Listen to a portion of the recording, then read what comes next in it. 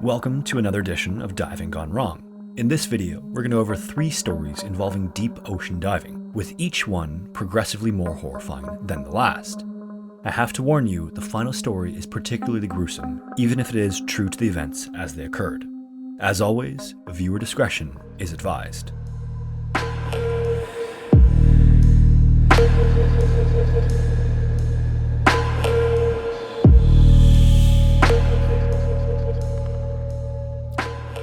In April of 2003, somewhere in the Yellow Sea between North Korea and the Shandong province of China, a Chinese fishing boat noticed something odd sticking up out of the water.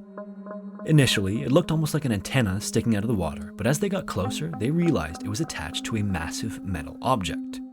Eventually, they got close enough to realize that it was actually the periscope of a submarine. Except it wasn't really doing anything. The entire time they watched it, it just kind of floated aimlessly. The fishing boat then contacted the Navy, who sent 2 boats to come to investigate the situation. Upon arriving, the 2 Navy vessels were that it might be a submarine from one of the neighboring countries. This would have been a very serious intrusion in the controlled waters, but when they got closer to take a look, they were able to identify it as a Chinese submarine. In other words, it was one of their own ships. Then they tried to radio the ship or establish some communication with it, but all they got back was radio silence. The following day, the sub was finally boarded to figure out what was going on, and what they discovered was as terrifying as it was confusing. Upon opening the hatch, they immediately noticed how dark it was inside the sub.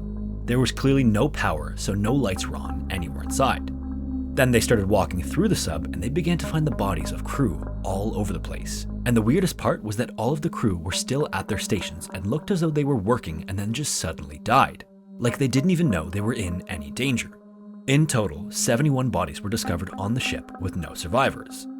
Months after this discovery and following a lengthy investigation, one commander and the commissar of the North Sea Fleet were dismissed from the Navy. In addition to those high-ranking officials, another 8 officers were all dismissed or demoted on the grounds of improper command and control.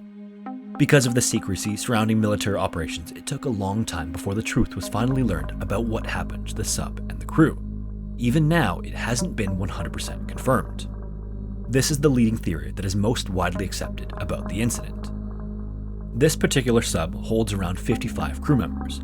When it was discovered, there were a total of 71 people on board, so it's been speculated that there was some sort of special procedure or test being run. One of these additional crew was a high-ranking official, and the rest seemed to be trainees. Now, this particular sub was something known as a diesel-electric sub. On the surface, the diesel engine is used to power all the functions and propulsion and also charge large batteries. These batteries are used to power the propulsion system when the sub is submerged. When on the surface, the diesel engine pulls in air for ventilation. This can also be done when the sub is partially submerged to remain undetected. When the sub is in this submerged state, a snorkel sticks out of the water to keep pulling in air for the engine. If the water gets too high or the sub submerges, there's a valve that closes the snorkel to prevent water from getting in. At the same time, the diesel engine shuts off and the power is diverted to the batteries. Sometime before the discovery of the sub by the fishing vessel, the submarine either surfaced and the valve didn't open, or it was already surfaced and water was detected and the valve was closed. In either case, what should have happened was that the engine should not have been running. For some reason, it was running, and with no ventilation, it completely consumed all of the air inside of the sub in just 2 minutes. 1 minute after the air was sucked out of the sub, the men inside would have started to get lightheaded. 2 minutes after the air was sucked out, all of them would have been unconscious, and then by 3 minutes, they would have all died due to asphyxia. This also would have created a suction inside of the sub that would have made it difficult to open any of the hatches. But it's likely this all happened so quickly anyway that no one even realized it. That's why all of the crew members were found at their stations, seemingly unaware of any danger. Another possibility is that without ventilation, the diesel engine vented all of the exhaust into the sub, which would have been equally fatal. In any case, the sub was on some sort of drill to maintain stealth and therefore maintain radio silence. It's for this reason that it wasn't noticed by anyone in command. It's also for this reason that it was trying to ventilate partially submerged instead of fully on the surface. Ultimately, it was a combination of crew error and technical malfunction that led to the deaths of everyone on board.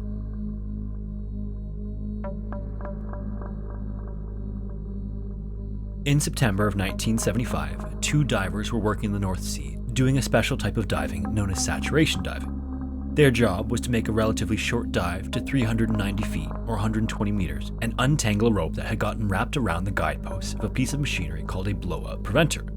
This is a specialized piece of equipment used in oil and gas drilling that's crucial to keeping the pipeline operational. Now, in case you missed the last diving gone wrong video, when commercial divers need to spend long periods of time underwater or do exceptionally deep dives, it's impractical to just scuba dive down regularly. Even for dives that are only moderately deep, the decompression time makes it entirely impractical. Instead, divers will descend in these metal chambers known as dive bells. They'll actually live in these chambers and then exit either through a hatch or drop down out through the bottom when they need to work. These bells are equipped with beds, food, washrooms, and all the equipment they need to live for sometimes up to a month at a time. Then once the job is done, they only need to do one long decompression when the dive bell is brought up instead of one after every dive. This work to decompression ratio is just way more practical. After the two men were finished their job for the day, they were hoisted back up to about 310 feet or 94 meters of depth, where they would then enter a small underwater complex. This was their living quarters for the job, which offered them just a little bit more space than a traditional bell. This complex was actually composed of 3 separate chambers. First was the bell, then on the other end was their living space, and then in the middle of those 2 chambers was a small chamber just used to transfer between the bell and the living space. At about 9:50 p.m., the bell made contact with the transfer chamber, which the divers then sealed together. These 2 metal rings look almost like the openings of a front-facing washing machine connected together. Once these 2 rings were connected, an attempt was made to pressurize the chamber to equalize it with the transfer chamber, but as gas started getting pumped in, a small leak was detected somewhere along the rings. The divers then disconnected the 2 chambers, cleaned the surfaces of the rings, and then reconnected them. This isn't uncommon. Any dust or debris that gets in between can create an imperfect seal, which can then cause a leak. After the 2 chambers were reconnected, they tried to equalize the pressure once again, which seemed to work at first, so they started moving into the transfer chamber. As the 2 divers moved inside the transfer chamber actually started to leak once again, but rather than go through the whole process of disconnecting and cleaning the rings again, the supervisor told the men to just go into their living space. This would protect them from further pressure loss, and because the transfer chamber and living space were dry, there generally weren't any issues sealing that set of hatches. This is also all monitored by a supervisor who's above surface, either on a boat or the rig itself.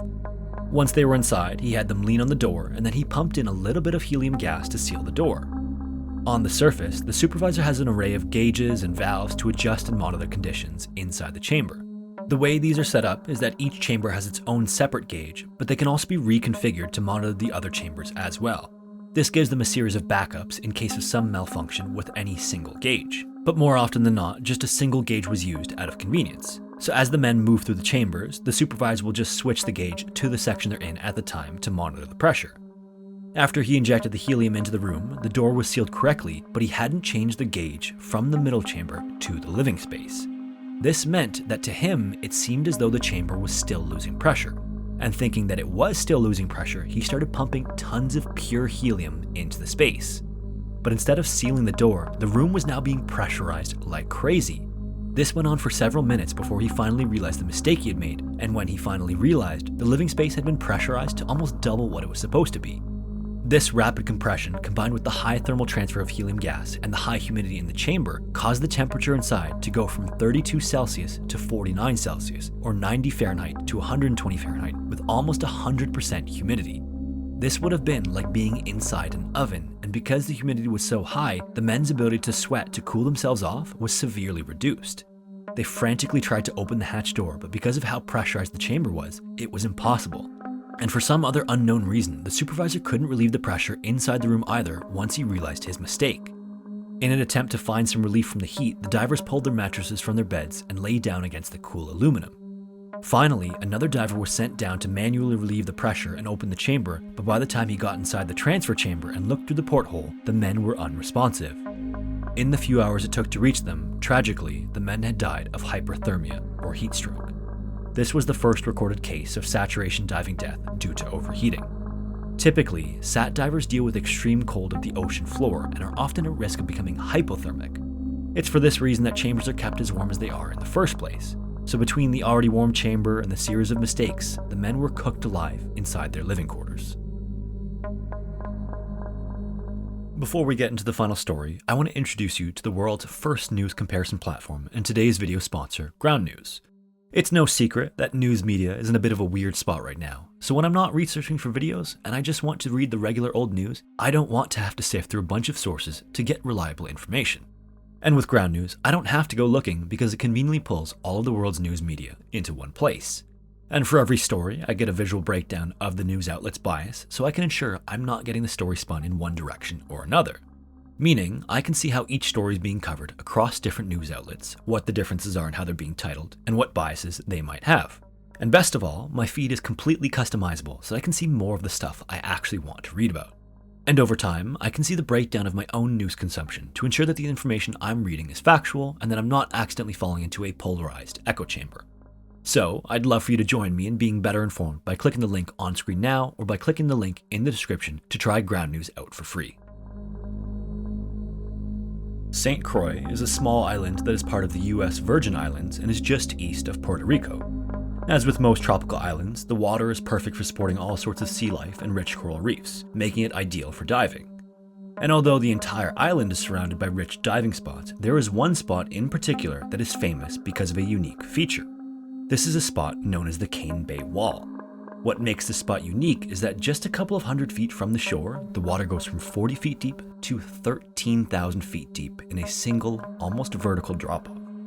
This means that you can stand on the edge of this wall and look out into a bottomless abyss that would swallow up most of all but the tallest mountains in the continental United States. This is one of the largest vertical drop-offs anywhere in the ocean. In November of 1996, 3 commercial divers were diving that area of St. Croix, conducting research on the sea life of the Cane Bay Wall.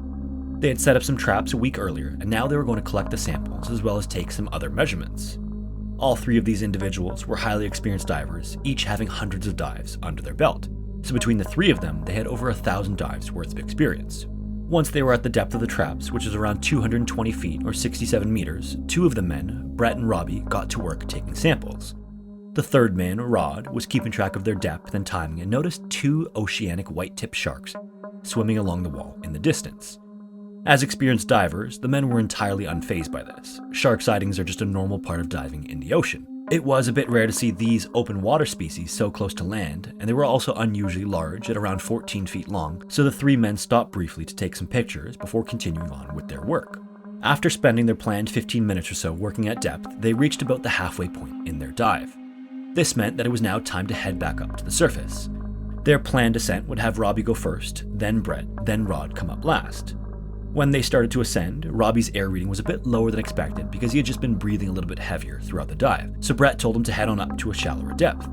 Then Brett started to swim up as well and noticed that Robbie was pointing back down to where Rod was, who was still down on the wall. Brett looked down and saw that Rod was covered in silt, like a dust cloud covering him completely. To Brett, it looked like Rod might have had a hose failure, causing air to spray around and kick up the silt on the wall. This also meant that he might be leaking air and might need some extra air, so Brett swam back down to see if he needed any help. It was only once he got into the cloud of silt and got a better look that he could see that it wasn't a hose at all. Brett grabbed him and started pulling him and realized that Rod had a huge bite mark on his thigh. And as he was processing what he was seeing, the shark came in for another attack. The 2 of them tried desperately to hit its gills and keep it away, and as they were fighting it off, a second one swam in and grabbed a hold of his calf, causing the silt to become blood red. Then the first one came back and grabbed his thigh again and started pulling him violently. Even though Brett was pulling hard in the opposite direction, the shark was too strong and pulled the 2 of them right over the edge of the drop-off. Now in essentially a free fall down the wall, the 2 of them tried desperately to fight off the sharks while also rapidly consuming the air they had left.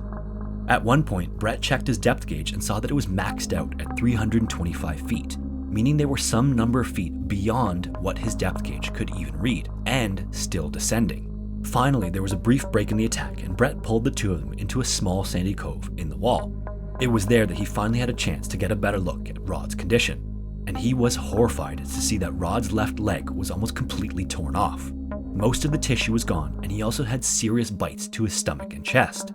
Upon seeing this, Brett basically went into full panic mode and grabbed Rod and started swimming up as hard as he could. But within just a few seconds, the sharks came back and grabbed Rod again, pulling them both back down the wall.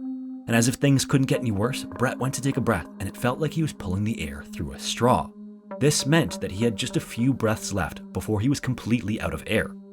Then another second later, the sharks ripped Rod right out of his hands, and Brett watched helplessly as they pulled him deeper into the water. Almost out of air now himself, there was just nothing he could do to help Rod anymore, so he had to refocus on saving himself. Unfortunately, he was still at close to 400 feet of depth with almost no air.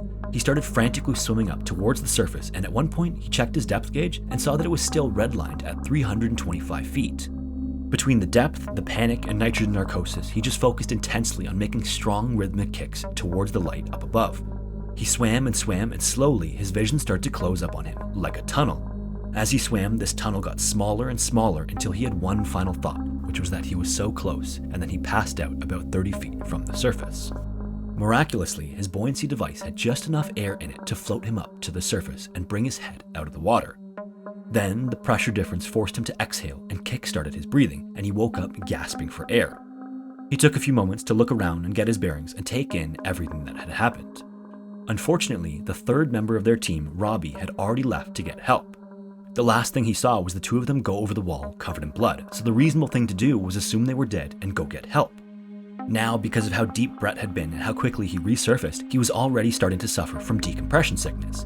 He had to get to shore quickly or he risked passing out or becoming paralyzed. He got into shallow water, ripped off his scuba gear, and then ran to the nearest couple on the beach. He quickly told them who he was and that he had decompression sickness. Then he told them which truck was his, where his keys were, and that there was a clipboard on the dashboard with emergency instructions. And just as he finished giving them those instructions, he passed out again. And although this was obviously a terrible situation, Brett was also incredibly lucky because the couple he had run into was a doctor and a nurse who were also familiar with decompression sickness. They quickly ran to his truck, grabbed the instructions, and then ran over to the phone at a nearby hotel. They called the Marine lab he was employed by, who quickly called a medevac plane to come get him. And then from there, he was airlifted from St. Croix and flown to Puerto Rico because there weren't any decompression chambers on the island.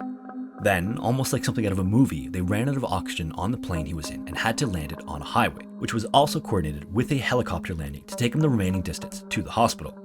Finally, he got into a hospital and made an almost full recovery with some lasting effects from the decompression sickness. Unfortunately, Rod's body has never been found. Brett would later learn that there was a ship in the area emitting a low-frequency vibration that had attracted the sharks in the first place. It just wasn't known at the time that this could occur, ultimately resulting in the brutal attack. Hello everyone, my name is Sean and welcome to Scary Interesting. If you enjoyed the video, I'd appreciate it if you gave it a like. That helps out with the YouTube algorithm. As a reminder for anyone who hasn't seen the community post, I'm in the process of remastering some of my oldest and lowest quality videos. These videos are always released every Wednesday. Brand new ones are always released every Saturday. And because there are so many new subscribers, hopefully many of these remasters are new to you as well. If you want any more information about that, please see the post titled New Release Schedule. In any case, thank you all so much for watching, and hopefully I will see you in the next one.